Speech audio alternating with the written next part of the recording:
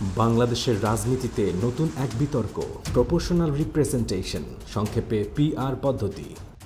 এটা নাকি বহুদলীয় প্রতিনিধিত্বের সুযোগ তৈরি করবে, আবার কারো মতে এটা রাজনৈতিক অস্থিরতার বীজ বপন করবে।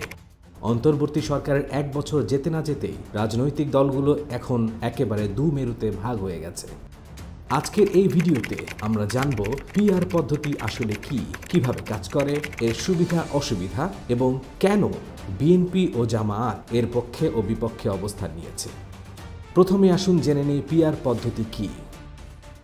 বাংলাদেশে এখন প্রচলিত নির্বাচন পদ্ধতি হলো ফার্স্ট পাস্ট দ্য পোস্ট, মানে একটি আসনে যে প্রার্থী সর্বোচ্চ ভোট পাবেন তিনি জিতে যাবেন, ইভেন যদি তিনি মোট ভোটের অর্ধেকেরও কম পান।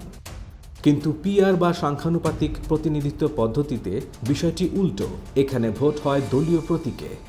একটি দল মোট ভোটের যত শতাংশ পাবে সেই অনুপাতে আসন বরাদ্দ হবে।